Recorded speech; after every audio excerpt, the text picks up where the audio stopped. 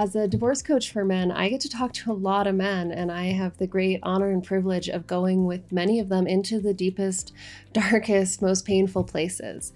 And so I get to see what it is that keeps them stuck, what keeps them from moving forward.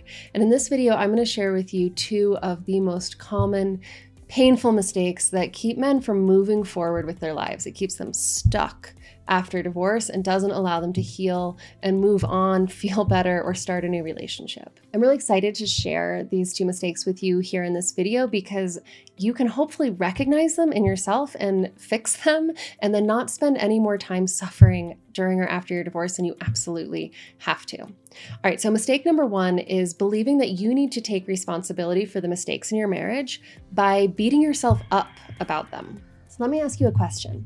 How much time do you spend ruminating on the marriage? Asking yourself what you did wrong, remembering past events, thinking, well, if only I had done this sooner, or thought of this, or noticed this, or recognized that, things might be different. This is one of the most common mistakes that I see men making. Their brains run on and on and on, asking these questions, well, why didn't you do it this way? And you should have done that. And if you'd only thought of this sooner, if you'd only gotten help and support or gone to therapy when she asked, all of these things, listing all of the mistakes they made, every missed connection, every opportunity for intimacy that was lost, every argument, playing over and over like on this horrible loop in their brain. And often those thoughts and memories, which are already painful enough, are accompanied by an internal voice that says, well, you deserve to suffer. You deserve to be unhappy because look at how you fucked this up. And often the brain kind of wants to tell us that it's really important for us to relive these mistakes because we need to learn from them. So we need to see what we did wrong so that we can change and do better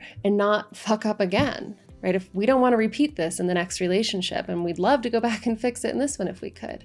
But what happens if you continuously remind your child of their crappy test score? Let's say they do really awful on a test and you're just like, oh my gosh, kid, how could you? And to get them to study, you're like, remember that horrible test score. Remember that horrible test score. You need to do better. You need to do better.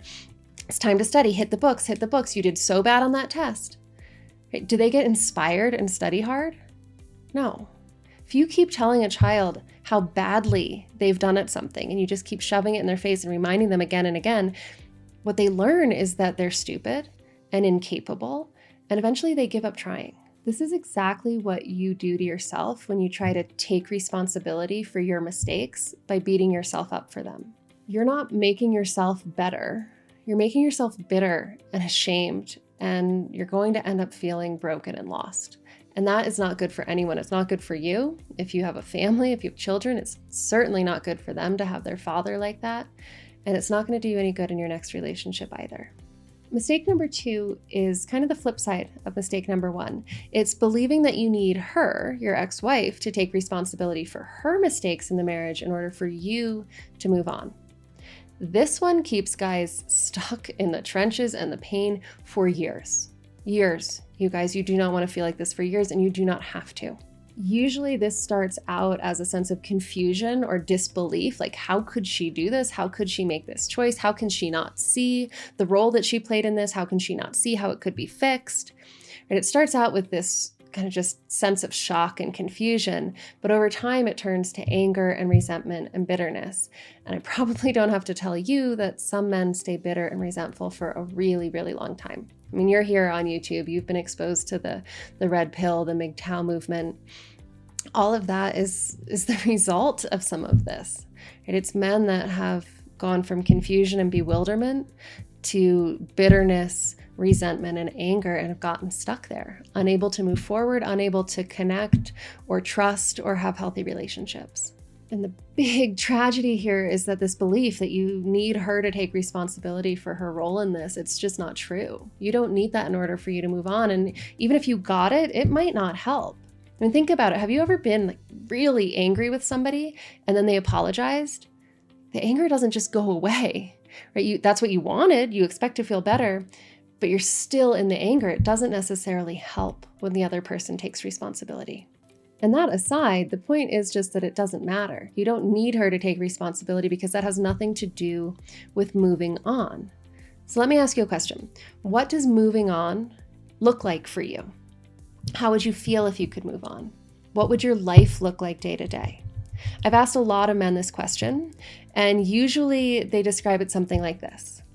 They say that moving on would allow them to feel calm, to feel at peace. They would be able to have a happy, loving relationship with a new partner. You'd be able to enjoy time with your kids. You would be happy. You would be healthy. You wouldn't think about your ex. Every single one of these things is about you. You would feel calm. You would feel at peace. You would have a healthy new relationship. You wouldn't be thinking about your ex. Not one of these elements of moving on is about her at all. It's all about you. When your brain makes moving on about her, you tend to completely forget to do the things that would actually allow you to move on. What is it that you need to get happy? What is it that you need to be healthy, to feel calm, to be at peace? Right? Whenever we focus on something or someone that we can't control, we're giving up control of the things that we could if we paid attention to them. If you recognize either of these mistakes in your own thinking, that's a really good thing.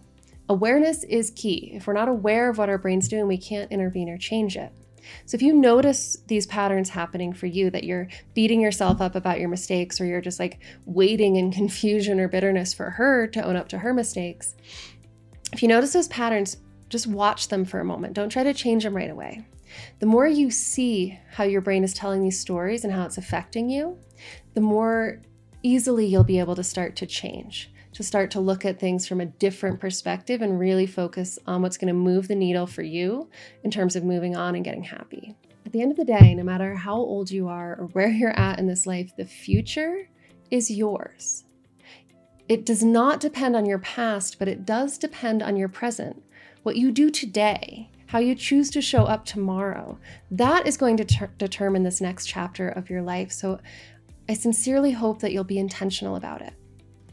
If you would like to talk about this further or get more direct support from me, please check out my free masterclass, How to Take Back Control of Your Life After Divorce. In that masterclass, I share the exact strategy that I use with all of my coaching clients to help them stop the pain of divorce, regain their confidence, and do this work of really, truly moving forward in a healthy way and creating on purpose a future that is genuinely good for them.